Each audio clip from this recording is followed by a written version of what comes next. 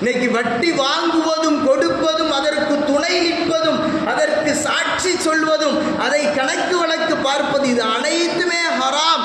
ஹராமில் இது அனைத்தும் ஒன்றிணைந்தது என்று பெருமானார் ஸல்லல்லாஹு அலைஹி வஸல்லம் கூறி இருக்க, இன்னைக்கு துணிச்சலாக தைரியமாக நம்முடைய வீடுகள் ஹராமிலே மூழ்கி இருக்கிறது, நம்முடைய வாழ்க்கை ஹராமிலே மூழ்கி இருக்கிறது, நம்முடைய பயன்படுத்துகிற ஒவ்வொரு பொருட்களும், நாம் வசிக்கிற வீடு உட்பட அனைத்துமே ஹராம் ஹராமாக போய்கொண்டிருக்கிறது. அல்லாஹ் நாடிய மக்களை தவிர. எல்லாரையும் நான் குறை சொல்ல.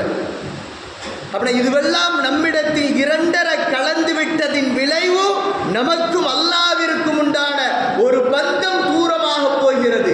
நமக்கும் அல்லாஹ்விற்கும் இடையிலான அந்த பிரார்த்தனைகள் மறுக்கப்படுகிறது, அந்த பிரார்த்தனைகள் அங்கீகரிக்கப்படவில்லை. இன்றைக்கு இஎம்ஐல ஒவ்வொரு பொருட்கள் வாங்கக்கூடிய நபர்கள் எத்தனை பேர் சொல்லுங்க பாப்பா.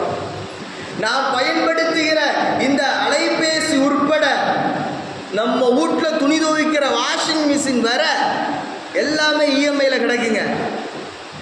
மாத தவணை, அந்த கடைசி மாத கடைசி ஆயிட்டா ஒவ்வொரு நபர்களுடைய போன்லையும் அவங்க அக்கௌண்ட் என்ன ஆகும்னு தெரியாம அப்படியே விழி விதிஞ்சு நிற்கிறார்கள். ஒமன் நாராத அன்திக்கிறேன்.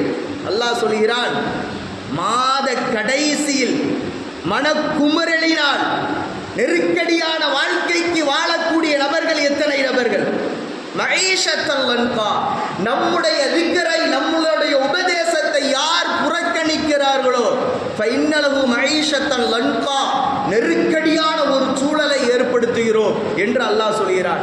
இன்னைக்கு 28, 29 டேட் ஆயிட்டுனா மனம் எப்படி நெருக்குது என்பதை பாருங்கள். சுயமாக உங்களுடைய சிந்தனைக்கே விடுகிறேன்.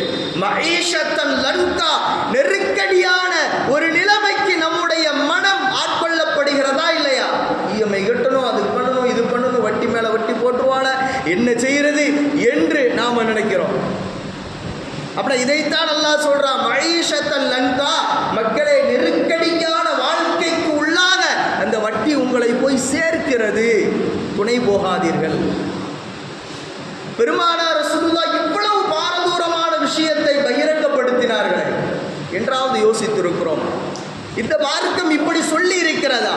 தன் தாயோடு உறவு கொள்கிற இந்த ஒரு கடுமையான ஒரு தடித்த வார்த்தையை பெருமானார் அல்லாஹ்வுடைய தூதர் வேறு எதற்காக, வேறு எந்த ஒரு விடயத்திற்காக பயன்படுத்தினார்களா என்றால் இல்லை.